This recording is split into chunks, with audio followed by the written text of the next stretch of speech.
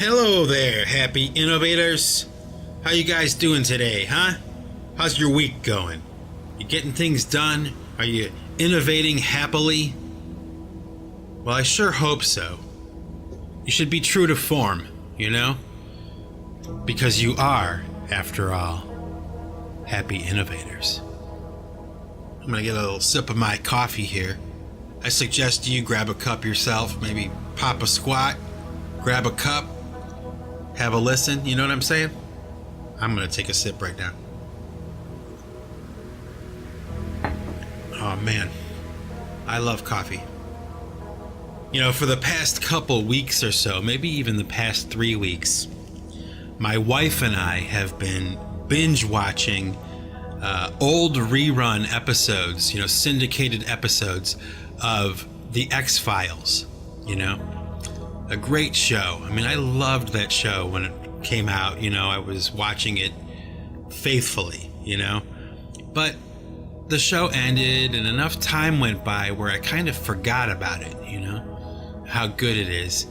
But most importantly, what I forgot, okay, was just exactly how gorgeous Agent Dana Scully is, you know, played by Gillian Anderson. And, you know, evening time rolls around, you know, we're kind of lounging around. My wife will say, hey, you know, you want to watch some X-Files? Sure. Sure. I'll be happy to watch Gillian Anderson, you know, run around on the TV screen, you know, with a pantsuit and a gun. Sure. No problem here. Let's watch another one. I mean, can't we all agree, right? That this woman was hot, you know? The show started out kind of like, I don't know, they were kind of working it out with her look and everything, but man, by the time that show ended, wow, it was like, my gosh. Every time she's on the screen, it's like, I mean, have you ever seen a face that beautiful before? It's just amazing. But what kind of sucks is now, you know, what, 10 or 15, 20 years later after the show ended, you know, they brought it back for like one season, and it was kind of like, I don't know, nostalgia was the currency of the day, and it was cool and everything. But honestly, you know, time has not worked in Gillian Anderson's favor necessarily, okay? And as far as I'm concerned, she's one of those celebrities who like made the mistake of going to the wrong plastic surgeon for her face.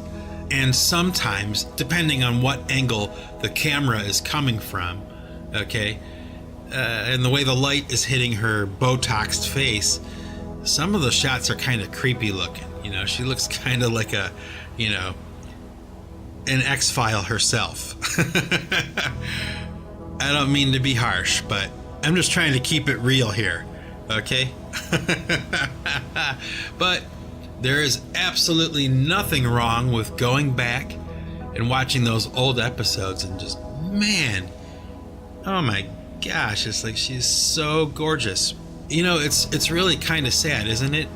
When people mess their faces up in order to perpetuate their career. Like somehow, some way, you know, Hollywood or whatever got it into their head that, you know, it's not okay to age gracefully, you know? Like they don't see the value in a Katharine Hepburn, you know, just aging gracefully, you know? So, you know, you look older, okay? Maybe you play older people in movies now, you know, so what? Who cares? And I just gotta say, a lot of the time you see these celebrities that are aging and it's like, it's horrifying. That is the word that I would use. It is absolutely horrifying, at least to me, the appearance of some of these celebrities. I mean, you know, they got this Botox in their face. Their face looks like a catcher's mitt, and their buddies are telling them, oh, you look great, you know, you've never looked better. And it's like, oh my gosh, don't they look in the mirror and see how horrifying they look? They look like inhuman. It's crazy. I don't know. And, that kind of brings me to this other topic that I wanted to talk about today, in regards to my last podcast that I did, where I was talking about celebrities who fake their death and, maybe, go on to live a life in seclusion or in secrecy and privacy. Okay. And one of my listeners commented about it. We were having a bit of a back and forth about it. And through the course of this conversation, I remembered, okay, that I had heard maybe a few months ago or something, the claim that the conservative radio talk show host, Rush Limbaugh, is actually Jim Morrison from The Doors with plastic surgery done on his face. Okay? And at first, when you first hear that, you're like, get out of here. Like, no way. No way. But when you look at the pictures, of Jim Morrison and Rush Limbaugh, and you compare the jawline and the nose and just the skull shape and all that stuff, you look closely at the eye sockets and everything, it's really kind of uncanny how similar they look and how it could actually be pulled off with, modern day plastic surgery, or even, the more primitive or the older, plastic surgery techniques from back in the 60s and 70s. It's kind of a weird thing, I don't know. But I did promise him that I would talk about it in this episode, because I had forgotten about it with that last episode. And you know what? Just in case this whole Jim Morrison and Rush Limbaugh thing sounds a little bit too hokey for you, let me point out to you something that I wanted to talk about anyway. Okay. Back in like the 80s and the 90s, okay, there was a comedian named Bill Hicks, okay? And he was a very famous, like, underground comic, okay? Kind of like controversial, kind of like that one comedian, Lenny Bruce, or Andy Kaufman, these guys that were kind of like on the edge, pushing the edges of comedy at that time, back in the 70s, 80s, 90s, let's say. Okay, well, Bill Hicks was one of these comedians. And unfortunately, Bill Hicks supposedly died, okay? And in the world of comedy, it was considered a real tragedy that he had died, okay? So, time passes, time marches on. Bill Hicks has died. And then, I don't know, maybe in the late 90s, the early 2000s, this guy starts to emerge, named Alex Jones, who's a talk show radio host here in the United States. He's kind of like famous for being like a conspiracy guy. He had built up this empire, like on YouTube and social media, called InfoWars.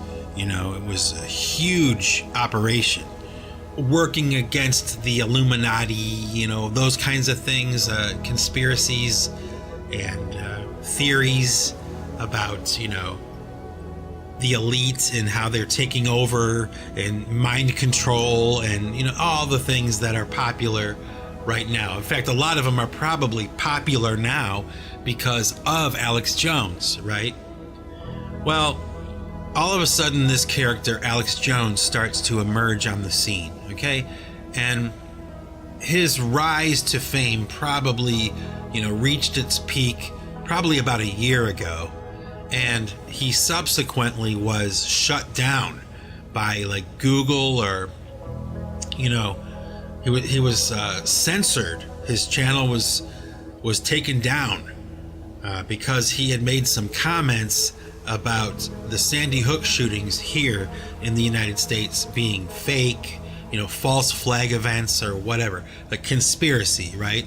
Well, the story is that his whole empire that he had built around conspiracy radio and all those things was dismantled overnight by Google, and Alex Jones was shut down, like done. Okay, now you can still find him, he's still talking, still doing stuff, but I guess like nowhere near on the scale that he was doing it, just about 6 months ago, or about a year ago. I mean, he's like supposedly done. Okay, but I gotta say, about a year before all of this happened, okay, when Alex Jones was probably just about to reach his peak, this rumor started to circulate that he, Alex Jones, the conspiracy radio guy, was actually the comedian Bill Hicks, the comedian who supposedly died. Now, this is true. I mean, this actually happened, okay? So as this question started to circulate, eventually Alex Jones was cornered, with this question. Are you Alex Jones? Are you actually Bill Hicks, this comedian who supposedly died? And from what I can tell, as it turned out, Alex Jones was forced to admit that he was in fact this comedian Bill Hicks, who had supposedly died. He faked his death, and he changed his face with plastic surgery, and he was actually this comedian Bill Hicks. And then, about 6 months or maybe a little bit under a year after this, Alex Jones is done. He's gone, okay? But it just goes to show you, okay, it proves this point, okay, that I'm probably onto something when I talk about this idea of the faking deaths and, being able to disappear into obscurity and then maybe, like Alex Jones did at a later time, re-emerge under a different guise or under a different name, different identity, okay? This has actually happened, okay? And speaking of that, there's that comedian Andy Kaufman, all right, from Taxi. He was a very controversial comedian, I guess, difficult to work with, kind of more of a performance artist rather than a comedian, challenging the audience and challenging the people that he was working with. There's a lot of rumors about him as well, like faking his death, and that at some point in the future he will reemerge and jokes on us, right? Like that kind of thing. So stay tuned for that. Maybe that'll happen too. But it did happen, okay, with Alex Jones and Bill Hicks. Like this did happen. It's a real thing, okay? So it just goes to show you that there may be something to this idea of celebrities faking their deaths. It happens, right? We have proof. So back to that idea of, Rush Limbaugh, this conservative radio talk show host, actually being Jim Morrison from The Doors. I don't know. I'm not saying that's how it is, but you gotta ask the question, right? You gotta ask the question. And one thing that I noticed about both Rush Limbaugh and Alex Jones, or Bill Hicks, whatever you want to call him, right, is that both of these characters are political characters. So I'm not exactly sure what that means, right? But rather than Bill Hicks re-emerging as a comedian under a different identity, or Jim Morrison, supposedly re-emerging as a rock star under a different name, they both chose to go in the political direction. What does that mean? They both chose to go into politics and becoming a political talking head, a political commentator, right? That's what they both wound up doing. So make of that whatever you will. Not exactly sure why, but one has to ask the question, right? Anyway, so, while we're talking about Alex Jones and Rush Limbaugh and politics and conspiracies and all that, we kind of like are sliding into this idea of perception, right? Public perception, and how things are perceived. It doesn't necessarily mean that it's true. It's just a matter of how things are perceived, right? Perception. How do we see what is being shown to us, right? And a great example of this, okay, is the current president of the United States, Donald Trump, okay? Now, whether you're a fan of President Donald Trump or not, okay, no matter what your politics is, because I don't really care, okay? I'm a centrist, and I'm not a political person, okay?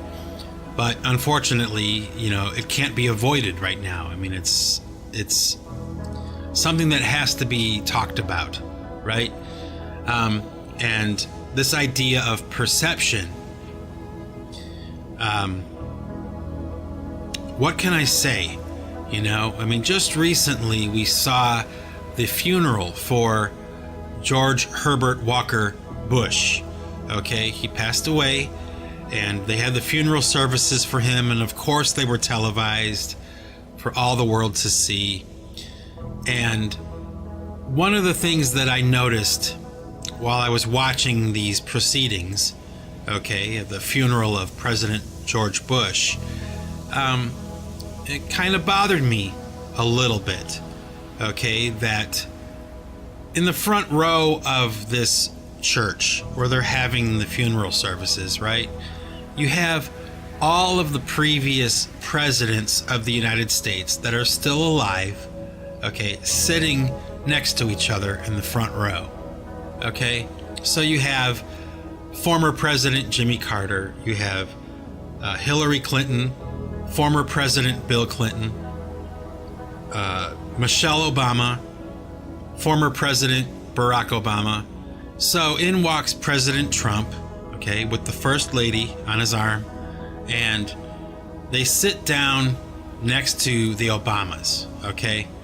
And there's been all kinds of, like, you know, political discourse about this exchange, okay, that took place in the front row, the front pew of this church at this funeral service, and just the interaction with the former presidents in regards to the current president. And I watched it too, and I kind of saw it, right? There was kind of like a diss for President Trump, okay?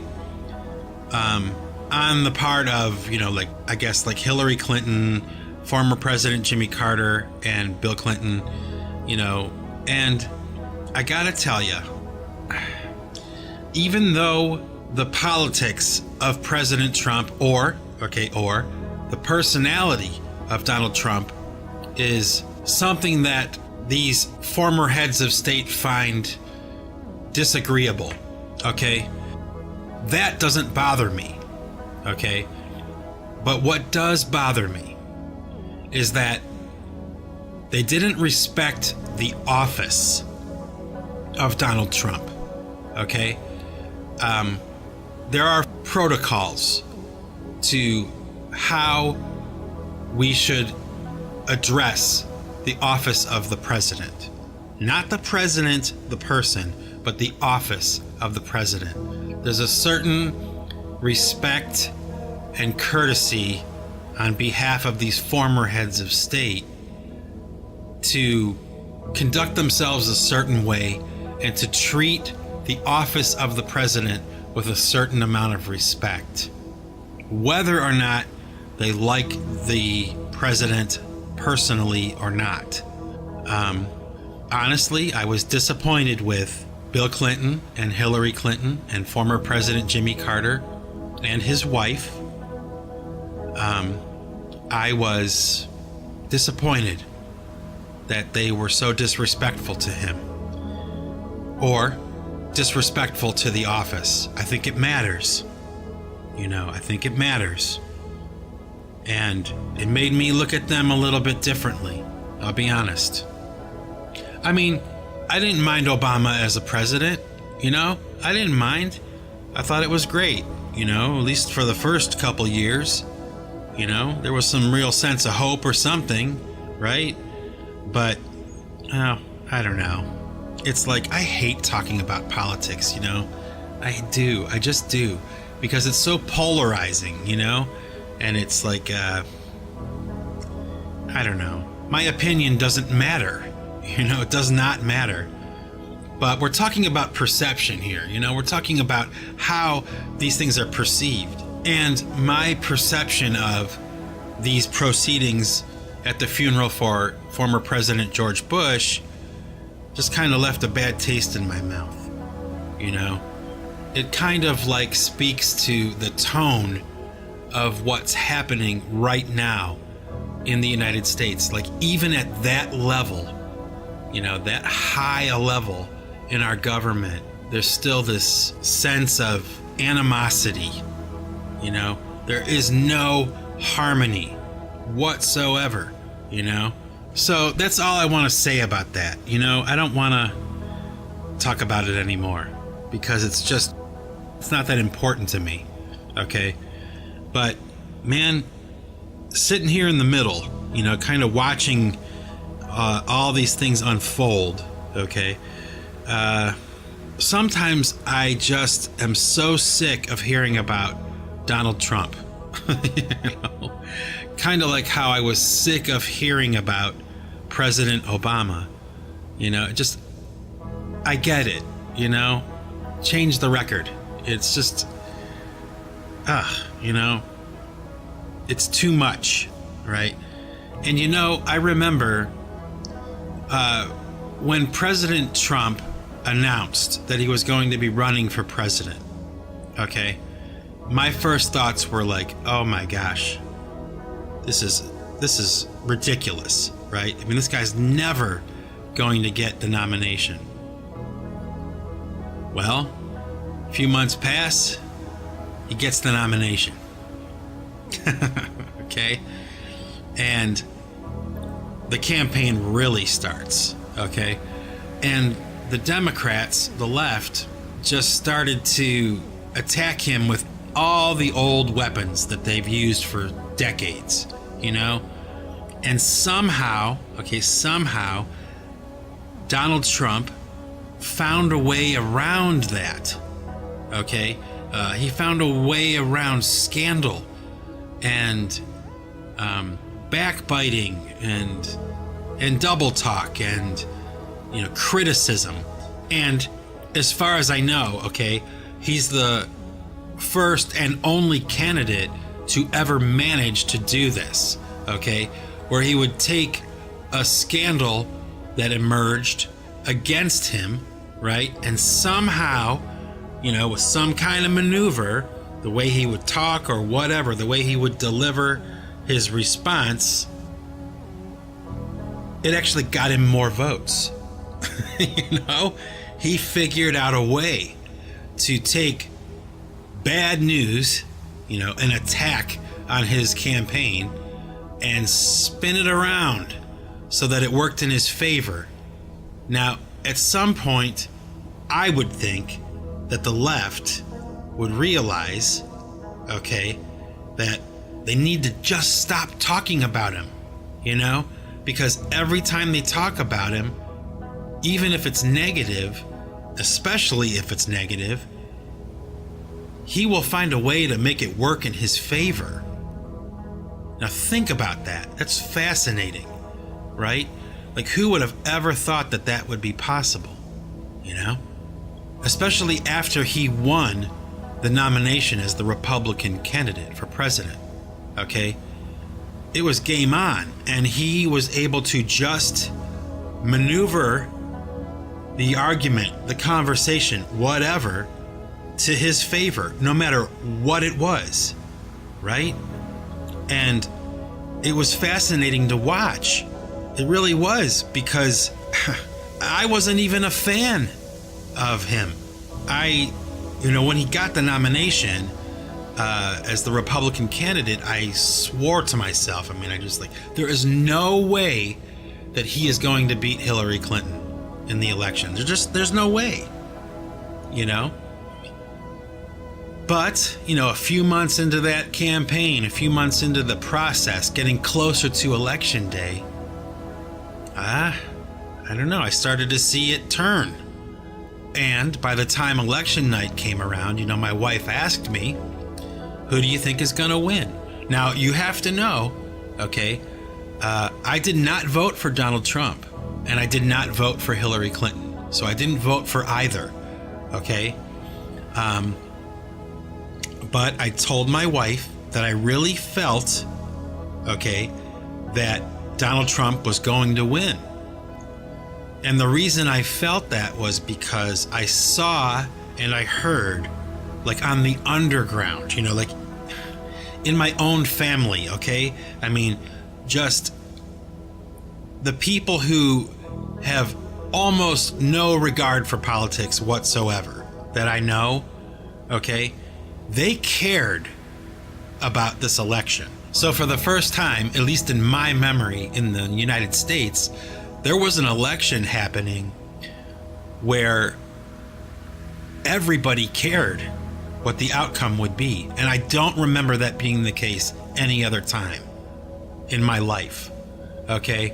And I just kind of felt that there was this silent majority, that weren't talking and weren't protesting, and they weren't, showing up on television and, doing their thing, They weren't rearing their head. They were staying low and keeping quiet. And sure enough, election night rolls around, right? And Donald Trump becomes president. Now, I understand that there's a lot of controversy around the election itself. Okay, there are people who make the claim that the election was stolen, secretly or whatever. Okay, and I gotta say, I can't doubt that. I don't know for sure. There's no way I could know. But the long and the short of it is that Donald Trump did eventually beat Hillary Clinton. And I was stunned. I mean, even though I thought that Donald Trump would probably be able to pull it off, okay, on election night, I just really kind of felt that there was this group of people that were pro-Trump that were just laying low, right? And they would show up at the ballot box, they'd check off his name, and bam, he would be president. And that's what happened. But now, ever since Donald Trump was elected president, now there is this rabid war going on in the United States, this political war. And I've been talking about it a lot, simply because I can't avoid it. I can't. It's everywhere. But I think, okay, if the Democrats want to beat Donald Trump in 2020, okay, they need to stop talking about him. They just need to stop talking about him. Because I think that when they talk negative about him, it only fuels his success. President Donald Trump has found a way to take anything that is thrown at him and make it work to his advantage. That's what it seems like to me. And I don't know. That's all I'm going to say about it. That's all I'm going to say about it. And I'm probably, I don't know. I would like to say that I'm not going to talk about politics anymore. And, maybe I won't. I should probably cut this whole section out of this podcast because it's just so hot right now and people are so irrational about it and so uptight and angry and I just don't want to have anything to do with it. I really don't. But damn it, I can't avoid it. I can't avoid it completely. I can avoid it to a large degree, but I can't avoid it completely. So there you go. That's all I'm going to say about it. And, honestly, it's just really not that important to me. It's really not. There's nothing I can do about it. Nothing I say or do is ever going to change anything, right? I mean, what the hell am I? Just a jackass with a cup of coffee and a microphone, I've probably gotten myself into enough trouble already, because you can't talk about this stuff without, raising a stink. Although I do think that that's problematic in a lot of ways, because the only way to really work around an issue, right, is to discuss it. If there's a policy or something like that needs to be changed, or you desire it to be changed, you have to be able to at least talk about it. But lately, here in the old US of A, unfortunately, we're starting to lose a little bit of that, And I guess that in and of itself is a little bit worrisome. This idea of censorship, and people's lives being destroyed because they say something, because they share an idea or an opinion. It's worrisome. Actually, it's probably, one of the fundamental strengths of the United States is the freedom to speak your mind, a redress of your grievances, and we unfortunately are living in a time where we're starting to see the window of freedom of speech slowly closing. And I guess, it's our responsibility, it's our responsibility as citizens to speak up. And not only is it our responsibility to speak up, okay, but more importantly, and maybe this is the point to be made, it's more important that we are able to listen, Censorship is not a good thing, okay? Especially when it comes to public discourse, right? Self-censorship is a different story, we choose what to say and what not to say, and there's a responsibility we have to the general public, right, about what we say and how we say it, okay? And I don't need any group of people to tell me what I should or should not say. I should be able to figure that out on my own, right? But we live in a time where there's the silencing of dissent, and there's a real danger in that. It makes me worry for the future of the United States. As free-thinking, critical-thinking citizens, we allow freedom of speech to dissolve at our peril. Even somebody as outrageous and silly as Alex Jones, and, as much as he's probably contributing to the problems more than he's contributing to the solutions, let's say, he should still have the right to say the things he says. As much as I may or may not disagree with him or whatever, as much as I'm offended or not offended by the things he says and does, he should have the right to say and do those things. It's more important than him. It's more important than what he says.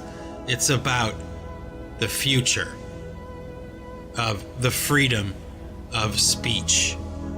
A very, very important and fundamental right of every citizen of this beautiful, wonderful country that I live in. Oh, I hate this, I hate it. I hate being so, serious, because life's too short to be that serious. So, with that, I'm going to end this podcast. This is Mike Bostwick from Pipe Choir Records signing off. And remember, folks, If you want to keep what you've got to give it away. Take it easy.